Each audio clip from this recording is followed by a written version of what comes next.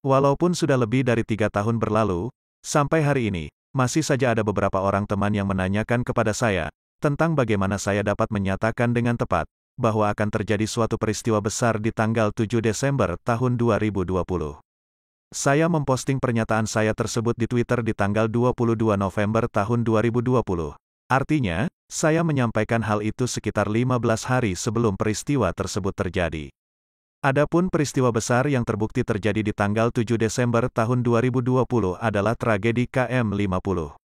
Yaitu peristiwa terbunuhnya 6 orang laskar FPI di sekitar kilometer 50, Tol Jakarta Cikampek.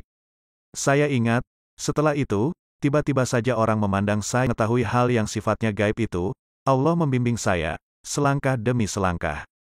Kadang prosesnya memakan waktu berminggu-minggu, bahkan kadang hingga berbulan-bulan. Ada pula situasi di mana petunjuk itu hadir secara terang benderang. Tidak membutuhkan waktu lama, hanya dalam waktu semalam saja saya sudah dapat memahami. Adapun mengenai bimbingan dan petunjuk Allah yang saya dapatkan terkait peristiwa tanggal 7 Desember tahun 2020, berikut ini kronologinya.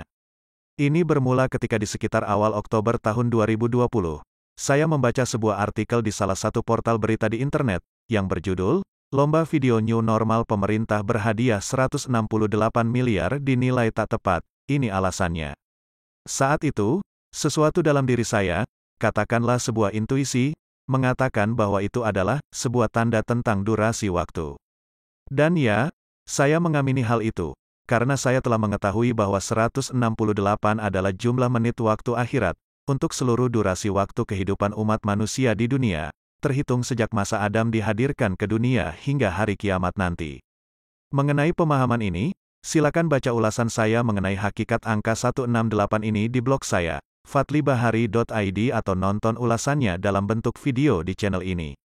Dengan asumsi bahwa angka 168 itu adalah pesan alam tentang durasi waktu, maka, dalam hemat saya, titik awal perhitungannya adalah pada saat ketika pertama kali angka itu dicetuskan.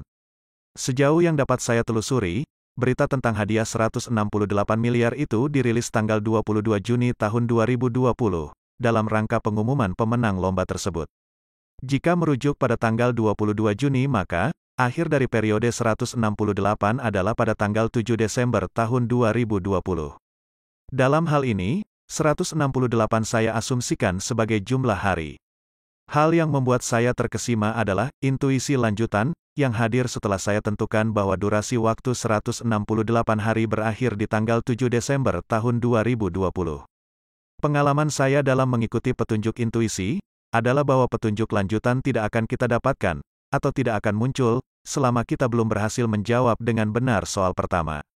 Intuisi lanjutan yang saya dapatkan mengarahkan saya untuk menghitung mundur menggunakan deretan bilangan sempurna, yakni 6, 28, 496, dan 8128, dengan titik acuan tanggal 7 Desember tahun 2020.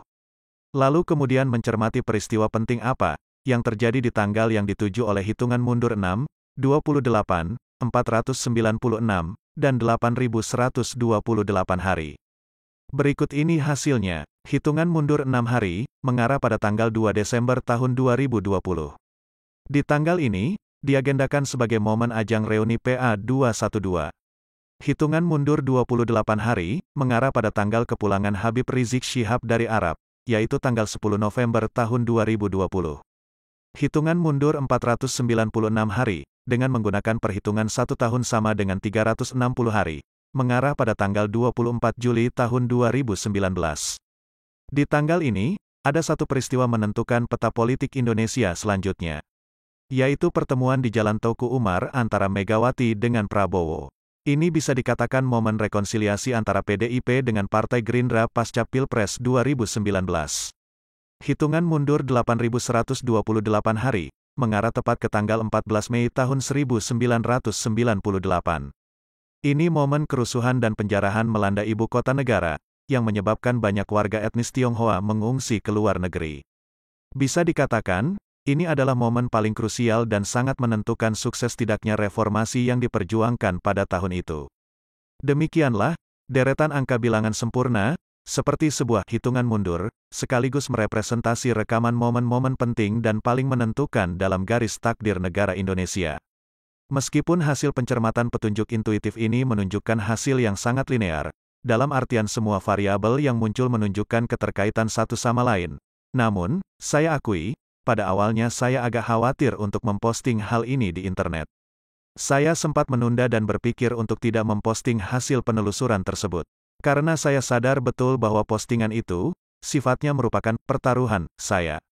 Jika saja tidak terjadi apa-apa di tanggal yang saya maksudkan dalam tulisan, maka, teman-teman yang selama ini percaya dan setia membaca tulisan-tulisan saya, akan melihat saya berbeda setelah itu. Atas pertimbangan itulah saya bermunajat kepada Allah, memohon petunjuk bagaimana sebaiknya. Alhamdulillah, saya mendapat petunjuk. Saya diarahkan membaca Al-Quran Surat Al-Anbiya ayat 50 yang berbunyi, dan ini adalah suatu peringatan yang mempunyai berkah yang telah kami turunkan. Maka apakah kamu mengingkarinya? Kalimat dari ayat tersebut yang menyatakan bahwa ini adalah suatu peringatan yang mempunyai berkah yang telah kami turunkan, membuat saya yakin bahwa ini adalah sebuah peringatan yang harus disampaikan ke orang banyak. Terlebih lagi, kalimat terakhir dari ayat tersebut yang berbunyi, maka apakah kamu mengingkarinya? Membuat saya ngeri. Tentu saja saya tidak ingin divonis mengingkari. Maka demikianlah, dengan keyakinan bulat saya memposting tulisan tersebut. Dan ternyata, setelah peristiwa tragedi KM50 terjadi di tanggal 7 Desember tahun 2020, mengertilah saya bahwa ada isyarat lain di balik nomor ayat ke-50 dari surat Anbiya yang diarahkan oleh Allah agar saya membacanya. Secara tersirat, dapat dilihat nomor ayat 50 itu merujuk pada KM50 tempat peristiwa terjadi. Jadi demikianlah teman-teman, saya ataupun Anda, dapat mengetahui sesuatu yang gaib hanya jika Allah ingin kita mengetahuinya. Dan yakinlah, itu bisa terjadi pada siapa saja. Tidak mesti pada orang yang, dalam tanda kutip, kelihatan rajin ibadah saja, hal ini dapat terjadi. Saya menyebut dalam tanda kutip karena, kualitas ibadah kita itu, murni Allah yang menilai. Ada orang yang kelihatannya ibadahnya bolong-bolong tetapi, kita tidak tahu, seberapa dekat hatinya dengan Allah. Yang mungkin karena saking dekatnya, ia mampu bercakap-cakap setiap saat dengan Allah. Dan sepengalaman saya, jika kita dipilih oleh Allah sebagai pribadi yang diizinkan untuk mengetahui hal-hal yang rahasia itu, maka, Dia akan mempersiapkan kita jauh-jauh